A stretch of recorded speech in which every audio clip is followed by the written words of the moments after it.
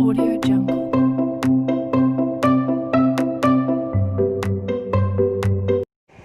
Hello everyone, मैं हूँ पूजा law academy से। आज हम आपके सामने पढ़ेंगे सिटीजनशिप पार्ट 2 आर्टिकल 5 से लेकर 11 तक। लेकिन इसके स्टार्ट करने से पहले इसे हम कुछ बेसिक चीज़ों को समझेंगे, जैसे कि सिटीजन। कौन होते हैं सिटीजन? सिटीजन हम किसे कहते हैं? वो लोगों को जो लीगली एक्सेप्टेड है किसी पर्टिकुलर कंट्री के, कि वो इस पर्टिकुलर कंट्री के रहने वाले हैं, वो वहाँ के बिलोंग करते हैं, उन्हें हम वहाँ का सिटीजन मानते हैं। एज ए सिटीजन उन्हें वहाँ कुछ राइट भी दिया गया है, पॉलिटिकल, सिविल राइट, जिसे वो इंजॉय करते हैं, अपने इंडिविजुअल राइट को वो प्रोटेक्ट करते हैं। ठीक है, अब हम आते हैं नेक्स्ट वर्ड समझते हैं, एलियन। एलियन किसे कहते हैं? उन्हें कहते हैं जो कि फॉरेन कंट्री के सिटीजन हैं। एलियन दो टाइप के होते हैं, friendly alien, enemy alien. Friendly alien कौन है? जिनके साथ इंडिया का अच्छा रिलेशनशिप है, जिनके साथ कोई वॉर का सिचुएशन ना हुआ हो। और एनिमी एलियन कौन है? वो जिनके साथ इंडिया का बैड रिलेशनशिप है और वॉर का सिचुएशन बना हो। जैसे आज के टाइम में हमारे इंडिया और चाइना का ऐसा सिचुएशन बना हुआ है कि कभी भी वॉर हो सकती है, तो ये वहाँ के सिटीजन अभी हमारे लिए एनिमी एलियन हैं। कुछ फंडामेंटल राइट ऐसे हैं जो कि हमारे सिटीजन को दिया गया है सिर्फ। वो कौन से फंडामेंटल राइट है? Article 15, 16, 19, 29 and 13। 15 क्या बात करता है?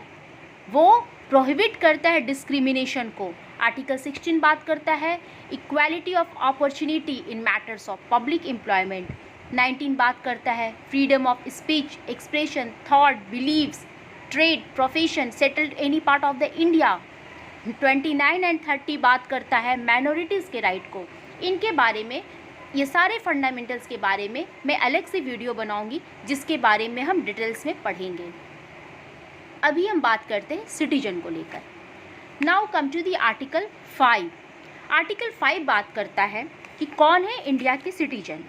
ये बात करता है उन लोगों के बारे में जो कि हमारा संविधान, जब हमारा कमेंस हुआ था, जब संविधान आया था 26 जनवरी 1950, जब कमेंस हुआ था हमारा संविधान, तब से जो इंडिया में रहने वाले हैं उनको हम कैसे सिटीजनशिप देते हैं। ये बात करता है उनके बारे में जो कि यहाँ के डोमिसाइल है। डोमिसाइल कौन होता, क्या मतलब क्या होता है? परमानेंट रेसिडेंट, जो यहाँ के परमानेंट रहने वाले हैं। डोमिसाइल भी 3 टाइप्स का होता है। डोमिसाइल बाय ओरिजिन, जो कि लीगल वेडलॉक में किसी बच्चे का अगर जन्म होता है तो वो अपने फादर का डोमिसाइल लेता है।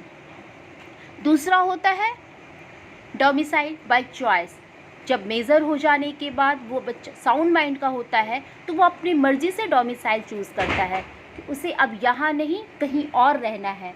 That is domicile by choice. तीसरा होता है domicile bye operation of law. क्या होता है ये domicile bye operation of law? जब हस्बैंड वाइफ अपना डोमिसाइल अपनी मर्जी से चेंज कर लेते हैं तो बच्चे का ऑटोमेटिकली डोमिसाइल चेंज हो जाता है। That is domicile by law. तो उनको वहाँ का डोमिसाइल माना जाता है जो वहाँ के रहने वाले हो। जैसे कि इंडिया में, इंडिया के टेरिटरी में जो रहने वाले हो, जब हमारा संविधान आया था, वो वहाँ के सिटीजन कैसे होंगे, ये बात करता है आर्टिकल 5।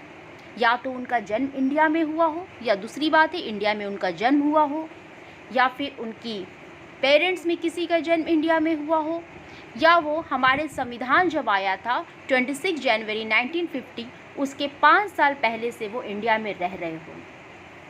पहला तो बात करें कि डोमिसाइल किसके बारे में, जब हमारे संविधान 26 जनवरी 1950 में जब कमेंस हुआ तब से किसको डोमिसाइल मिल रहा है, ये दूसरी बात कर रहा है। या तो उनका जन्म हुआ हो इंडिया में, तीसरी या तो फिर उनके पेरेंट्स में किसी का जन्म हुआ हो, या तो वो हमारे संविधान आने के 5 साल पहले से इंडिया में रह रहे हो। एज फॉर एग्जाम्पल 1950 में संविधान आया तो एटलीस्ट 1945 से वो इंडिया में रह रहे हो। आर्टिकल 5 जो है एक्सक्लूसिवली उस पर डील करता है जो कि domicile, who is domicile in India. वो किसी अदर कंट्री से आए हुए लोगों पे डील नहीं कर रहा है, ये सिर्फ इंडिया में रहने वाले लोगों पर ही डील कर रहा है। आर्टिकल 6 जो कि बात करता है उनके बारे में जो पाकिस्तान से इंडिया आए हैं। इसमें एक डेट है 19 जुलाई 1948। ये बहुत ही इम्पॉर्टेंट डेट है क्योंकि इसी दिन दोनों कंट्री में परमिट इशू हुआ था, जिसके तहत इंडिया के जो लोग पाकिस्तान जाना चाहते थे वो पाकिस्तान जा सकते थे और पाकिस्तान से जो लोग इंडिया आना चाहते थे वो इंडिया आ सकते थे। इस डेट के पहले इस डेट के पहले किसे सिटीजन कहते हैं, ये हम यहाँ पढ़ेंगे। पहला कि अगर वो या उसके पेरेंट्स या फिर ग्रैंड पेरेंट्स का गर्जन इंडिया में हुआ हो और वो पाकिस्तान से इंडिया आए हो 19 जुलाई 1948 से पहले और तब से वो इंडिया में ही रह रहे हो, तब हम उन्हें इंडिया का सिटीजन मानते हैं। दूसरा, वो 19 जुलाई 1948 के बाद वाले को कैसे हम इंडिया का सिटीजनशिप देते हैं, वो या उनके पेरेंट्स या उनके ग्रैंड पेरेंट्स का जन्म इंडिया में हुआ हो, वो इंडिया में वापस लौटे हो इस परमिट से कि वो वापस इंडिया में रीसेटल करना चाहते हैं, क्योंकि वो इंडिया से पाकिस्तान चले गए, वापस पाकिस्तान से इंडिया आ गए। वो आने के बाद एटलीस्ट 6 मंथ्स पहले रुकेंगे, एटलीस्ट कम से कम 6 मंथ्स रुकेंगे। उसके बाद वो एप्लीकेशन देंगे उस ऑफिसर को जो अपॉइंटेड है इस बिहाफ में, वहाँ एप्लीकेशन देंगे और जब वो ऑफिसर उनको रजिस्टर्ड करता है as a citizen of India, तब उन्हें इंडिया का सिटीजनशिप मिल जाएगा। ये है बात करता है आर्टिकल 6, जिसमें एक इम्पॉर्टेंट डेट हमें याद रखना है 19 जुलाई 1948, जो कि बात करता है उसके पहले और उसके बाद वाले को कैसे सिटीजनशिप मिलती है। Now come to the article 7। Article 7 जो है वो उनके बारे में बात करता है जो कि पाकिस्तान चले गए, जो 1 मार्च 1947 के बाद पाकिस्तान चले जाएंगे, वो हमें इंडिया के सिटीजन अब नहीं रहेंगे। लेकिन जो 1 मार्च 1947 के बाद पाकिस्तान चले गए लेकिन वापस वो इंडिया चले आए यहाँ रहने के लिए और ये कंडीशंस को फुलफ़िल करते हैं, तब उन्हें इंडिया का सिटीजन कैसे मिलेगा। पहला, वो या तो ये कौन सी कंडीशंस है, पहला कंडीशन है वो या उनके पेरेंट्स या ग्रैंड पेरेंट्स किसी का भी जन्म इंडिया में हो, वो इंडिया में आए इस परमिट से कि वो वापस इंडिया में रीसेटल करना चाहते हो, यहाँ आने के बाद वो कम से कम 6 महीने रुके, उसके बाद एक एप्लीकेशन डाले अपने आप को रजिस्टर्ड करने के लिए as a citizenship of India, उसके बाद जो ऑफिसर है वो उनको रजिस्टर्ड करे as a citizenship of India, तब उन्हें यहाँ का सिटीजनशिप मिल जाएगा। यहाँ वर्ड कौन सा इम्पॉर्टेंट है, कौन सा डेट इम्पॉर्टेंट है, 1 मार्च 1947। आर्टिकल 7 ओवरराइडिंग इफेक्ट रखता है, क्योंकि अगर आर्टिकल 5 और 6 किसी को इंडिया का सिटीजनशिप दे भी देता है और 7 कहता है कि ये इंडिया के सिटीजन नहीं है, तो ये इंडिया के सिटीजन नहीं होंगे। Now article 8। आर्टिकल 8 बात करता है उन लोगों के बारे में जो इंडियन ओरिजिन के हैं लेकिन वो आउटसाइड इंडिया रह रहे हो।